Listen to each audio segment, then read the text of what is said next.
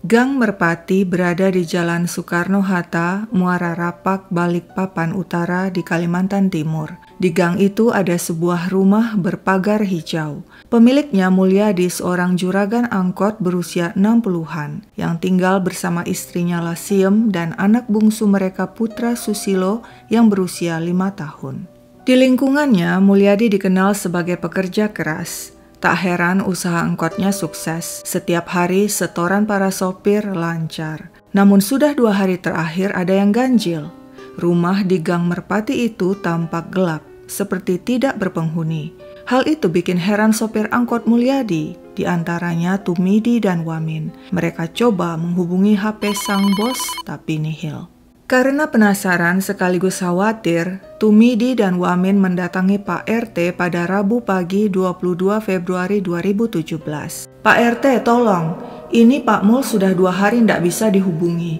Rumahnya juga gelap, jadi sopir mau setor nggak bisa.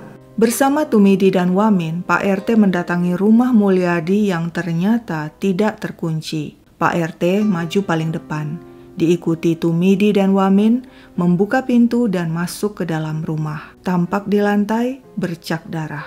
Mereka lihat pintu kamar Mulyadi sedikit terbuka. Pak RT lalu mendorongnya hingga terbuka lebar. Bercak darah di lantai semakin banyak. Dan di atas tempat tidur tampaklah pemandangan mengerikan. Mulyadi tidak bergerak, bersimbah darah. Bergegas Pak RT menghubungi polisi yang tidak lama kemudian tiba di TKP yang sudah ramai dirubungi warga sekitar. Kejadian itu sangat sadis karena ternyata tak hanya Mulyadi yang ditemukan tewas, tapi juga anak bungsunya Putra. Bocah itu disekap di dalam lemari hingga mati lemas dengan wajah membiru. Mungkinkah ini perampokan?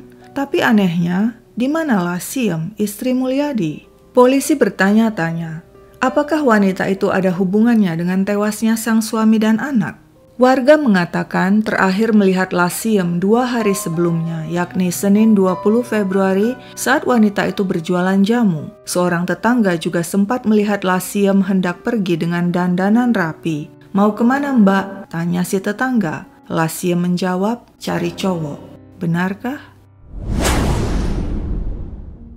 Kamis 23 Februari 2017. Hari masih pagi di kawasan Bulu Minung, Penajam, Pasir Utara, Kalimantan Timur. Ishak, petani pisang, sudah berada di kebun. Saat sibuk menebang pohon pisang, tiba-tiba pandangan Ishak menangkap benda mencurigakan di antara semak-semak yang tak jauh dari jalan raya, sekitar 50 meter.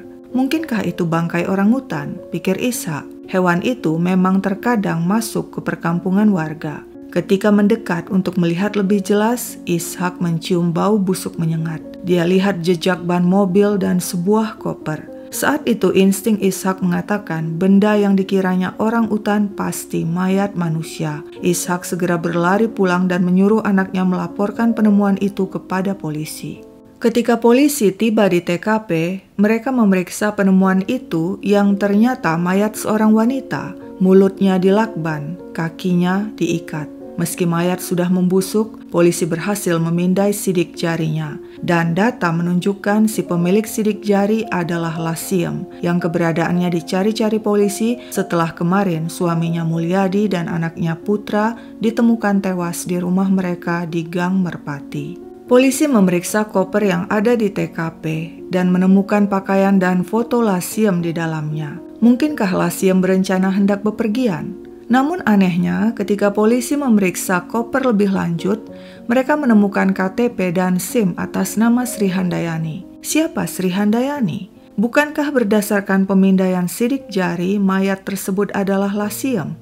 Polisi menanyakan hal ganjil tersebut kepada pihak keluarga Mulyadi yang sebagian besar tinggal di Blitar. Mereka bilang, selama tinggal di Balikpapan, Lasiem memakai identitas Sri Handayani, istri ketiga Mulyadi. Lalu kalau Sri Handayani merupakan istri ketiga, Lasiem istri keberapa? Ternyata Lasiem istri keempat Mulyadi, istri paling muda, usianya saat itu 30-an. Berita pembantaian keluarga Mulyadi bikin warga Gang Merpati geger. Kasus itu menjadi perhatian penduduk Balikpapan. Siapa yang begitu tega menghabisi satu keluarga, sampai-sampai seorang anak tak berdosa ikut jadi korban. Polisi memulai investigasi dan mencoba melacak HP korban. Ditemukan HP Lasiem terakhir kali dipakai pada 23 Februari di kawasan Gunung Sari, Kota Balikpapan. Padahal pada tanggal itu, jasad Lasiem ditemukan sudah membusuk di kawasan Buluminung. Hal ini berarti tidak mungkin Lasiem memakai HP itu. Polisi pun melacak posisi HP dan berhasil menemukan HP dipegang Tris Roludi. Dia bilang mendapatkan HP dari Fendi sebagai pembayaran utang. Kini petunjuk semakin jelas. Pada 25 Februari, 3 hari setelah penemuan jasad Mulyadi dan Putra, polisi berhasil melacak Fendi yang ternyata kos di Jalan Bonto Bulaeng, Sumberjo, Balikpapan bersama temannya yang bernama Ada. Fendi segera diamankan dan diinterogasi. Dia mengaku bersama 2 temannya yakni Ada dan Bambang telah membunuh keluarga Mulyadi. Saat itu juga polisi ikut mengamankan Ada.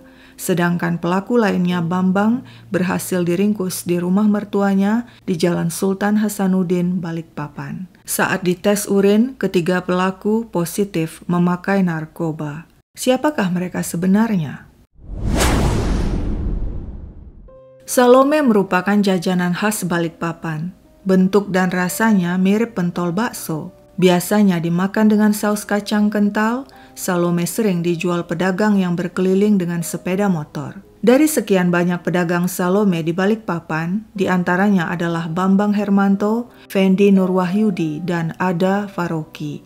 Sudah 2 minggu sejak 5 Februari 2017, si pedagang Salome Bambang Hermanto bolak-balik mengunjungi tempat kos temannya Fendi dan Ada. Ada apa gerangan? Apa ada rapat khusus tentang persalomean? Sepertinya tidak, sebab ketiganya membicarakan masalah yang lebih serius.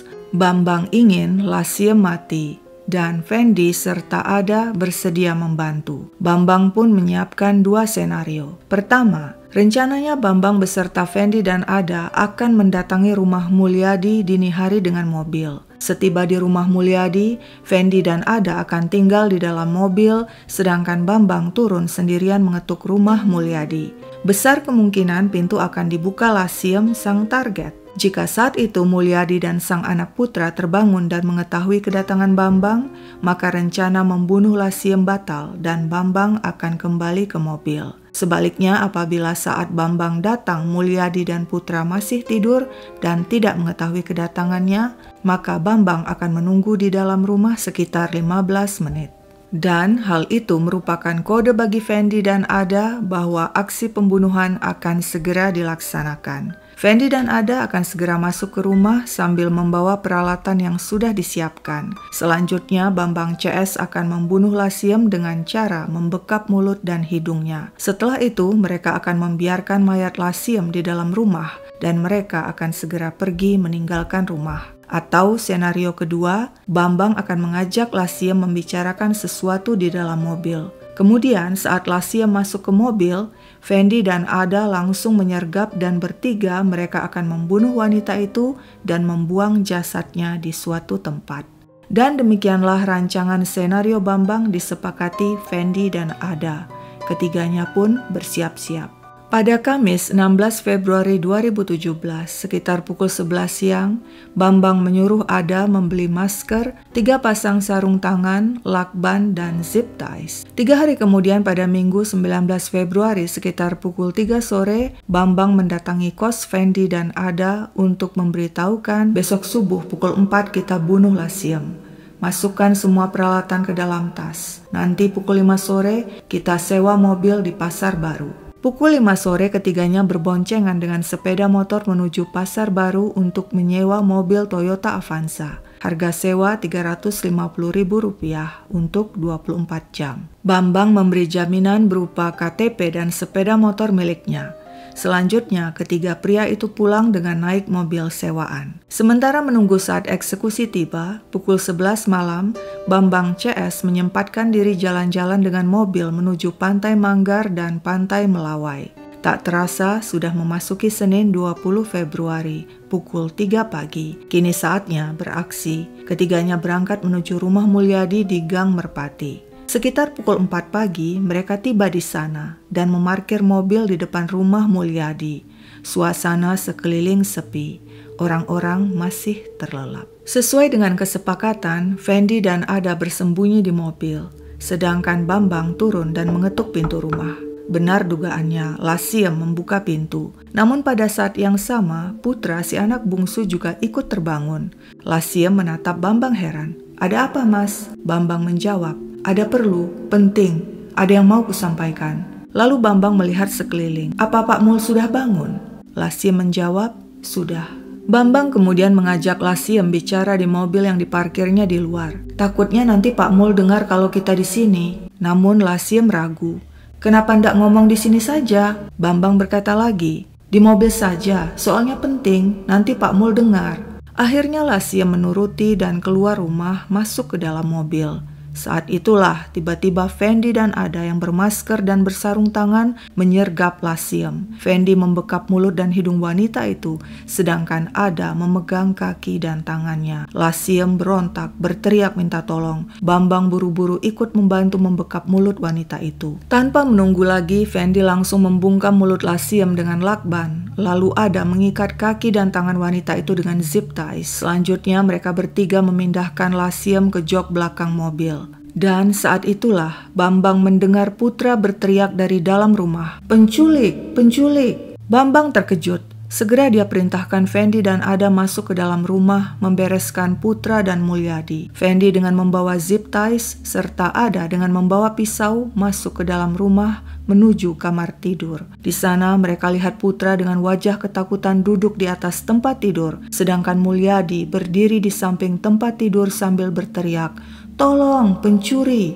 Fendi dan Ada langsung beraksi. Fendi membekap Putra dan mengikat tangannya dengan zip ties. Sementara itu Ada mencoba membekap Mulyadi, namun pria itu melawan sehingga Ada menghujamkan pisau ke perutnya 4 kali. Pisau bengkok. Ada sempat berhenti untuk membetulkan sebelum kemudian kembali menikam Mulyadi lagi dan lagi di bagian dada dan perut hingga pria malang itu terjatuh di atas tempat tidur tewas. Ada lantas keluar rumah menuju mobil. "Pak Mul sudah mati, kutusuk. Banyak darah," lapornya pada Bambang. "Fendi mana?" tanya Bambang. "Masih di dalam," balas Ada. Bambang memutuskan masuk ke dalam rumah.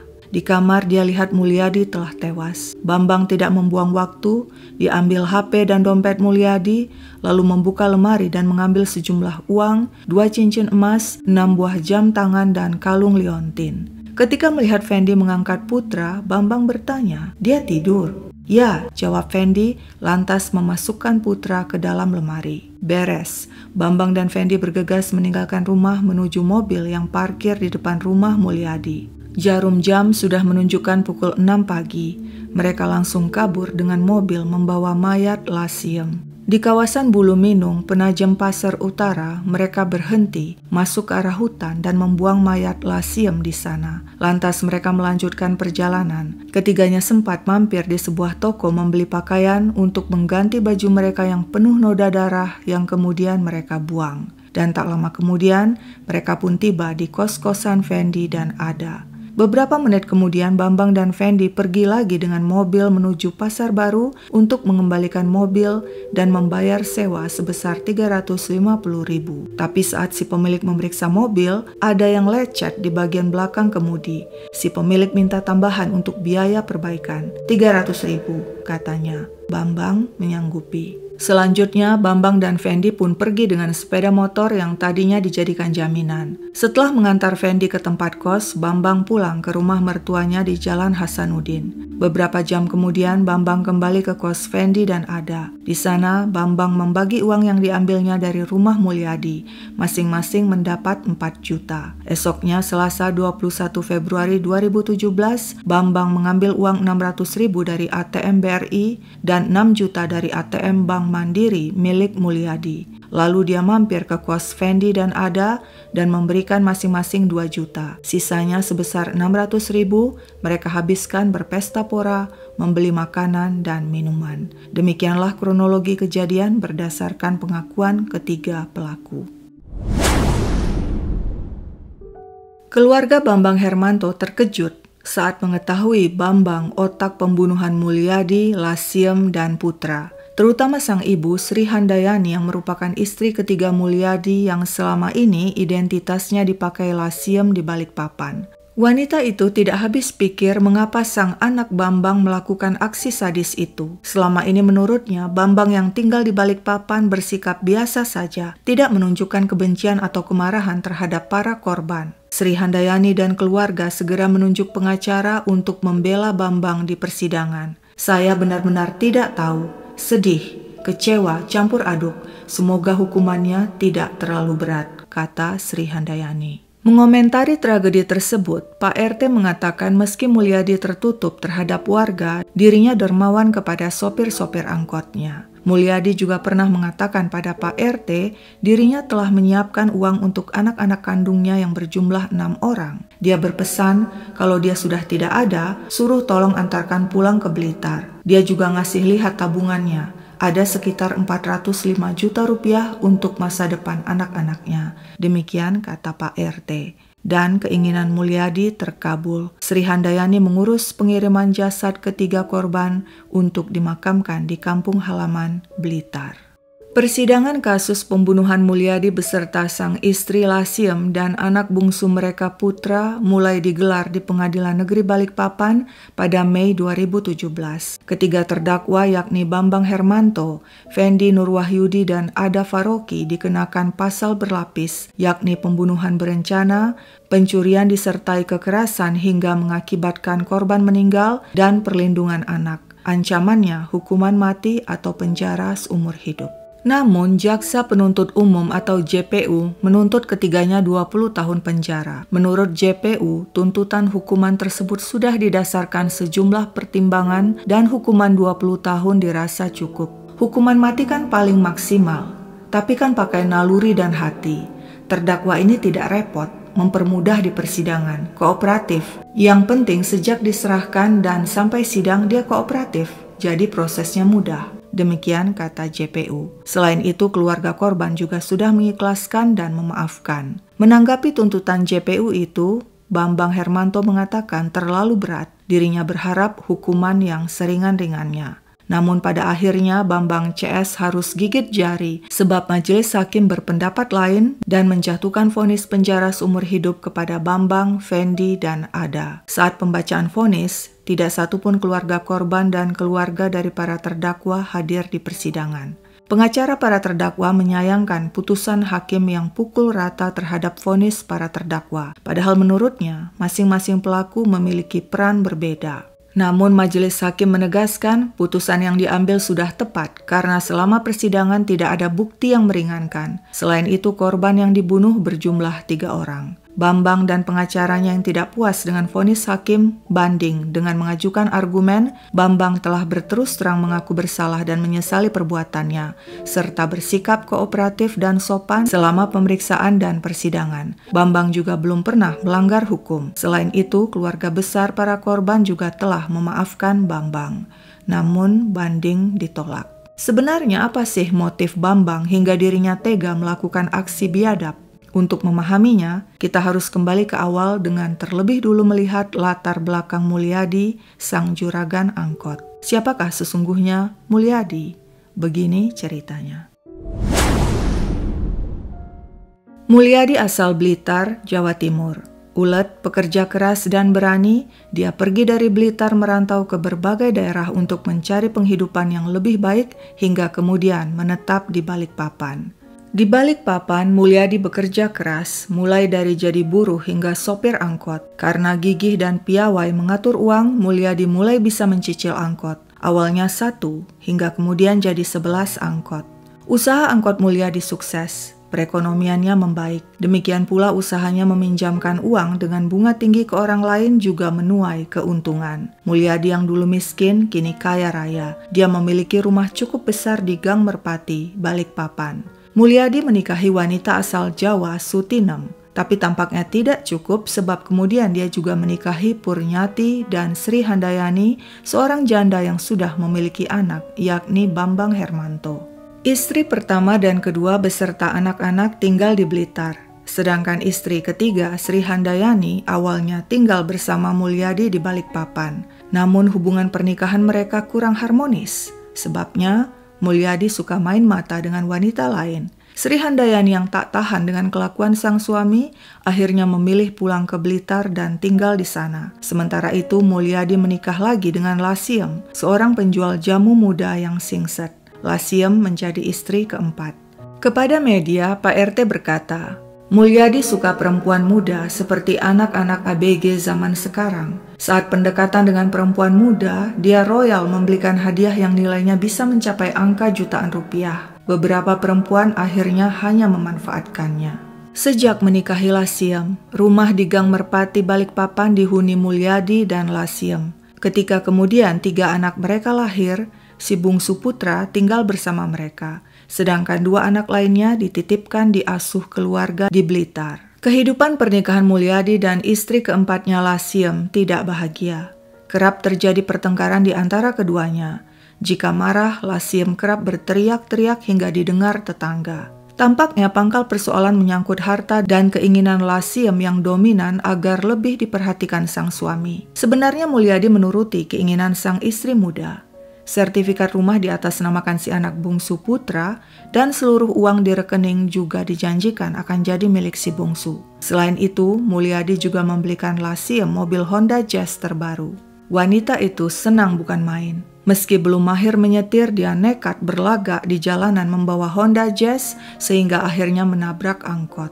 Melihat hal itu, Mulyadi kesal lalu menjual mobil tersebut dan mengirimkan uang hasil penjualan ke istri tua di Blitar. Lasiem tentu saja marah-marah. Sementara itu Mulyadi semakin tua.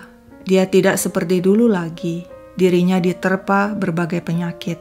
Pak RT bilang, penyakit Mulyadi sudah banyak, dari tekanan darah tinggi, kolesterol, penyakit gula hingga tekanan batin. Ada pula informasi yang mengatakan Mulyadi sudah bertahun-tahun menderita penyakit paru-paru dan merasa ajalnya sudah dekat dan mulai sering menyinggung wasiat dan warisan. Dirinya sampai berobat ke Pulau Jawa dan kemudian dirawat di Blitar oleh istri ketiga Sri Handayani. Ketika kesehatan Mulyadi membaik, Lasiem yang tinggal di Balikpapan minta suaminya segera pulang ke Balikpapan. Nah, ketika Mulyadi kembali ke Balikpapan, Sri Handayani mendengar Lasiem tidak merawat Mulyadi dengan baik. Hal itu membuat Sri Handayani sering berkeluh kesah kepada anaknya Bambang betapa Lasiem menelantarkan Mulyadi. Terus-menerus mendengar keluh kesah sang ibu, kebencian Bambang pada Lasiem memuncak.